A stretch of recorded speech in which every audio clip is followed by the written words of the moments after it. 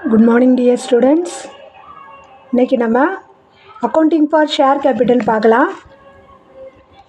First, what do you mean by company? கம்பெனினா என்னன்னு பார்க்கணும். Company அப்படின்றது ஒரு வெஹிக்கிள், அதாவது நம்ம பிஸ்னஸ் பண்ணுறதுக்கான vehicle. It should be registered under companies act 2013.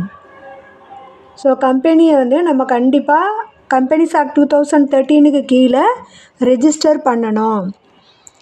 So it is a legal person not having physical existence. இதுக்கு உருவம் கிடையாது. இது ஒரு சட்டப்படி உருவாக்கப்பட்ட ஒரு person. It has a separate legal entity.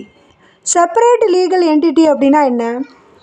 இது ஒரு ஆர்டிஃபிஷியல் பர்சன். இது மனிதனால் இல்லை சட்டத்தால் உருவாக்கப்பட்ட ஒரு மனுஷன். இதுக்கு நம்ம இந்த கம்பெனிக்கு சைன் பண்ணுறதுக்கு, ஆக்ட் பண்ணுறதுக்கு, அக்ரிமெண்ட்டில் சைன் பண்ணுறதுக்கு ரைட்ஸ் இருக்குது.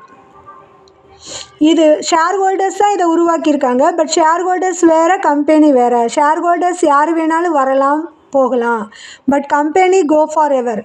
Members may come and go, but the company go forever அப்படின்னு சொல்லுவாங்க.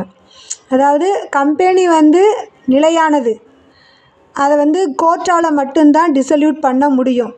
மெம்பர்ஸ் இன்றைக்கி ஒருத்தர் ஷேர் வாங்கியிருப்பாங்க, நாளைக்கு ஒருத்தர் ஷேர் வாங்குவாங்க, அதை மாற்றிக்கிடுவாங்க, ட்ரான்ஸ்ஃபர் பண்ணிக்குவாங்க. But company go for ever.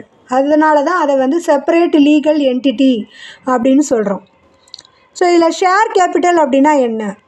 Share capital அப்படின்றது கம்பெனி, அதாவது இதோடைய முதல் எவ்வளவு பணம் போட்டு அந்த பிஸ்னஸை ஸ்டார்ட் பண்ணுறாங்க, அதுதான் ஷேர் கேபிட்டல்.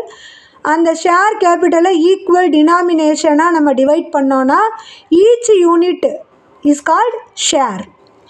இந்த ஷேரை யாரெல்லாம் வாங்குகிறாங்களோ அவங்கெல்லாம் அதோடைய மெம்பர்ஸ், ஷேர் ஹோல்டர்ஸ்.